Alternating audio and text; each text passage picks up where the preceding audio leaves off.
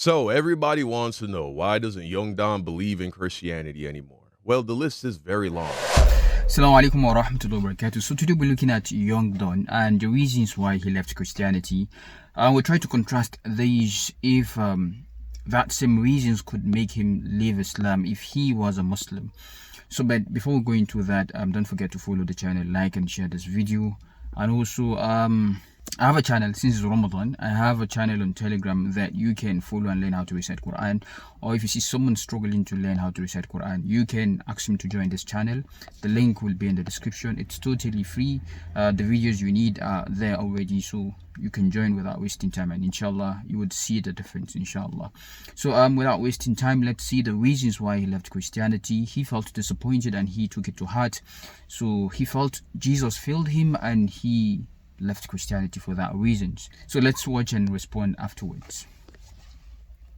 So everybody wants to know, why doesn't Young Don believe in Christianity anymore? Well, the list is very long, and the amount of information that I have consumed over the course of the past months as I've been actively deconstructing, really my deconstruction started when God started to fail me years ago. I've been a Christian for 3 years, or I was a Christian for 3 years, but we don't have time for all that shit. There are plenty of books by guys like Bart Ehrman, Richard Carrier, Christopher Hitchens. I mean, there's a long list of skeptics, atheists, biblical scholars, people who are Christians and pastors and have PhDs that have written entire books on walking you through the deconstruction of this faith. So if you really are curious, you can go buy a book. But I'll just give you a couple pieces of evidence as to why I no longer believe this. Essentially, I stopped fighting cognitive dissonance. Cognitive dissonance is when you believe something to be true, but then you receive evidence that contradicts it, and you just ignore that evidence. Right? So let's turn to John chapter 14 and look at this. It says, "Very truly, I tell you,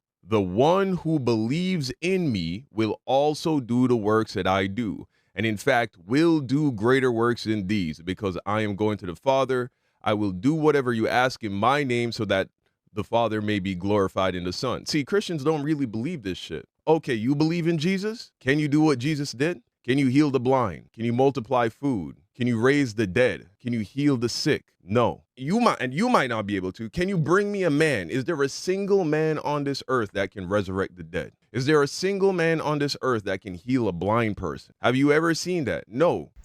Although we've seen pastors, bringing back to life dead people, this is what they claim, but we know actually that, and in fact he knows this, that this is nothing but, a script they are acting upon.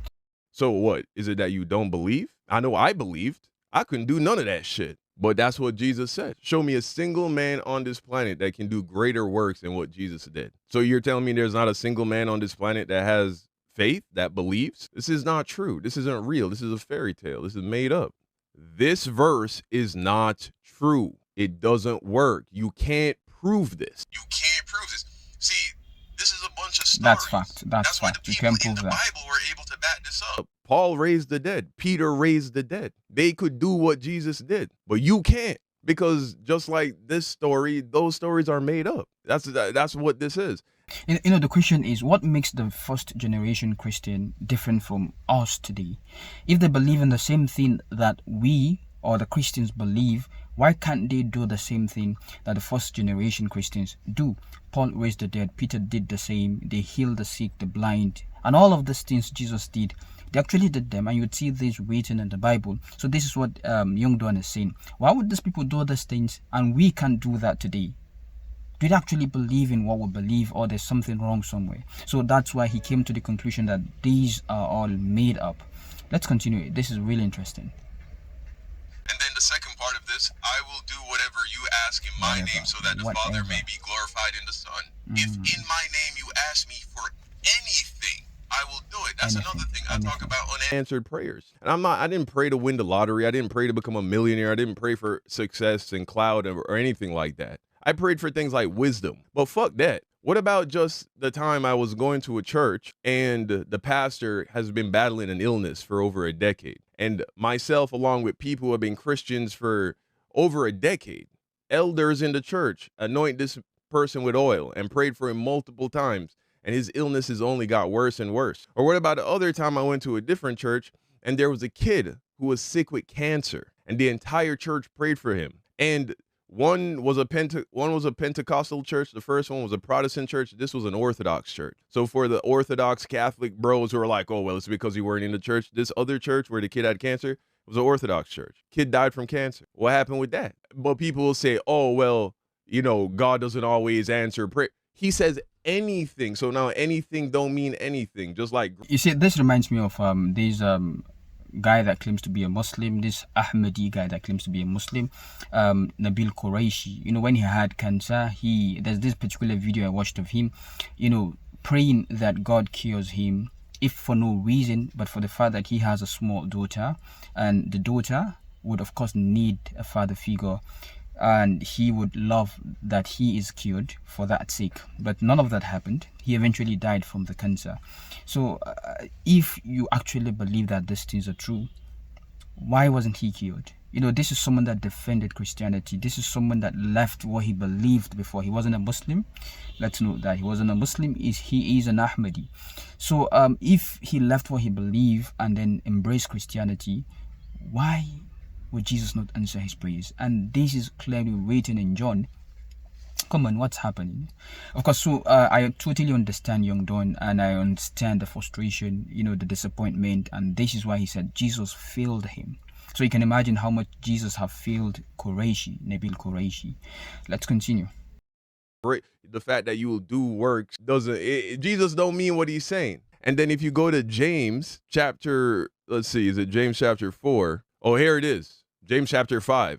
Are there any among you suffering? They should pray.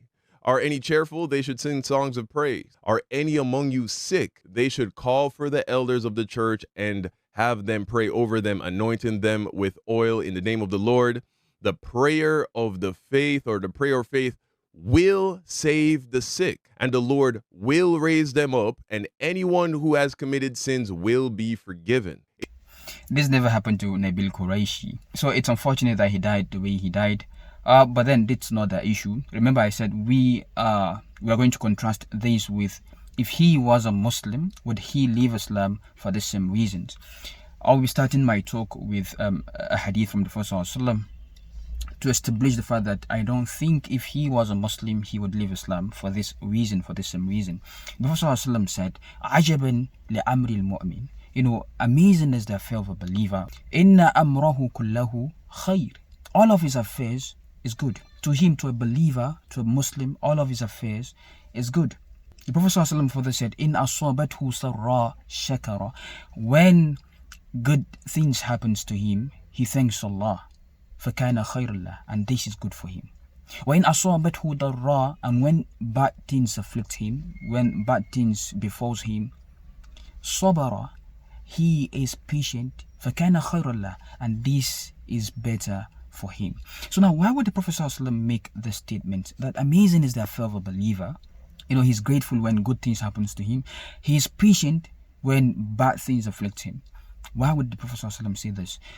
The answer is not far-fetched. Okay, when you go to the Quran, you would see the answers repeatedly mentioned over and over again. So let's start with this verse in Surah Al-Ankabut. You see, Allah subhanahu wa ta'ala said in Surah Al-Ankabut, the second verse of Surah Al-Ankabut, أَحْسِبَ النَّاسُ أَن يُتْرَكُوا, that the people think that they will be left alone.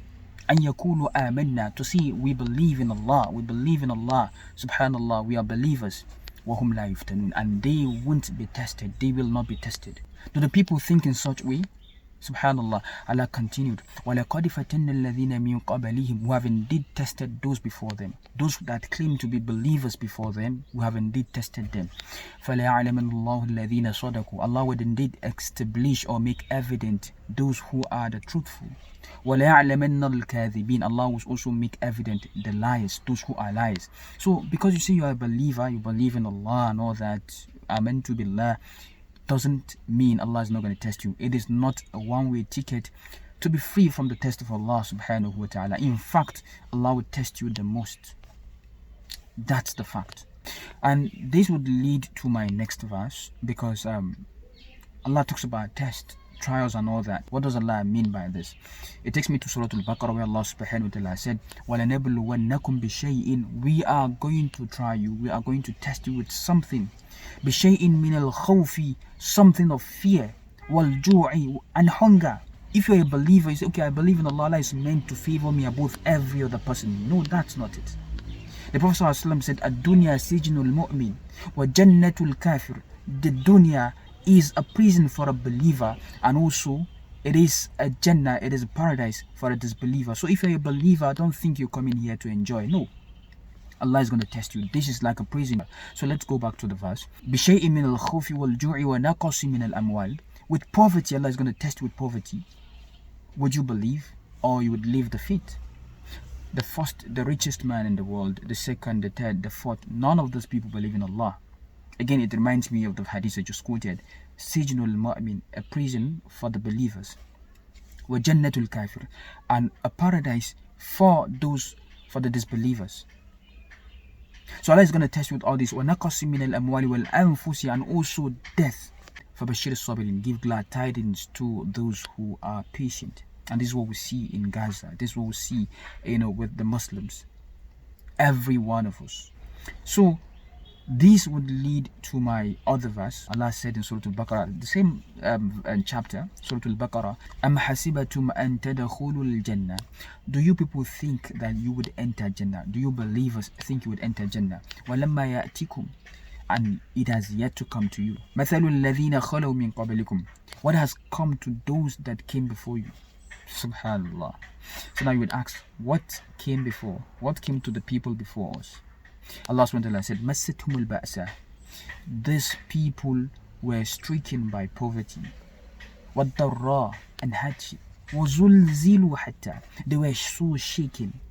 Subhanallah. They were severely shaken. Hatta, Allah said, hatta, until their prophet, hatta yakula rasulu walladhina amanu ma'ah, until the prophet, subhanallah, and those that believe with him say, mata nasrullah, when is the victory of Allah coming? When is the help of Allah subhanahu wa ta'ala coming? Subhanallah. Unknowing to them, Allah said, inna nasrullahi qareeb. Indeed, the help of Allah is close. And this I'm going to say to the Palestinian brothers and sisters and everyone there. The help of Allah is coming. And this message is also to the oppressed Muslims around the world. The help of Allah is very close. Remain patient. Remember, Allah said, فَبَشِّرُ الصَّابِرِينَ. Let's go back to the verse we were reciting before we changed into another verse. Allah said, فَبَشِّرُ الصَّابِرِينَ. Give glad tidings to those who are patient. And who are those people? Allah would give us their qualities. الَّذِينَ إِذَا أَصَابَتْهُمْ. Those whom when disaster strikes, قالوا, they say, إِنَّا لِلَّهِ وَإِنَّا إِلَيْهِ رَاجِعُونَ. That to Allah we belong and to Him is our return. And this is exactly what we see with the Palestinian brothers and sisters. Subhanallah. May Allah reward them abundantly. So these are the people I was talking about. So now, why are the Muslims in general, why do they choose to be patient? Whatever comes their way. Why have they chosen to be patient? This is the answer. Allah subhanahu wa ta'ala has continued in the next verse. أُولَٰئِكَ عَلَيْهِمْ صَلَوَاتٌ مِّن رَبِّهِمْ. These are the people that the blessings of their Lord is upon. Not just the blessings of their Lord. Allah said, وَرَحْمَةٌ, and also the mercy of their Lord is upon these people. وَأُولَٰئِكَ هُمُ الْمُهْتَدُونَ. And these are the rightly guided people. They are guided.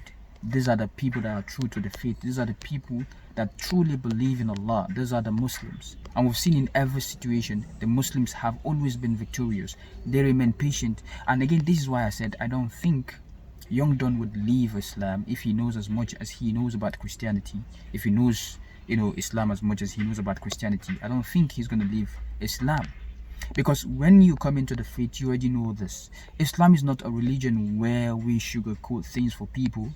Come to the faith and everything you need would be answered. It's going to be, subhanallah. No. I will tell you the reality. You're going to be tested by Allah subhanahu wa ta'ala. You might be rich before coming to Islam, and you're going to be poor when you embrace Islam.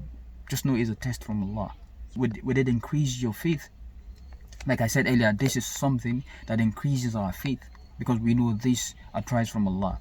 This is not our home. Okay? Just as the hadith I quoted earlier. This is like a prison.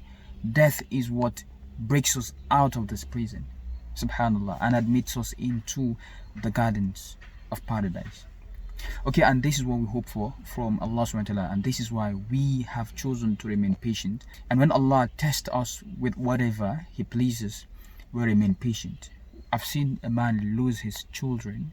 He lost a child, his wife got pregnant and gave birth to another child. He also lost the child even before they brought the child home. He lost the child in the hospital. But this man remained steadfast and patient, as if nothing happened. Subhanallah. When I saw this man, I was like, this man has faith. So this is a Muslim for you. And again, this is why we see the West, love to read about Islam. These people are a different kind of humans, a different breed entirely. So again, I don't think he's going to leave Islam if he knows as much as he knows in Christianity. I don't think he would leave the faith, because this would only make him stronger. He would believe that this is a mercy to the boy that has cancer. He talked about someone having cancer, to the boy that has cancer, and would be a mercy to the family or a test to the family. Would they remain steadfast, or would they leave the faith because they were tested? I remain your brother Abdul. Catch you in the next one.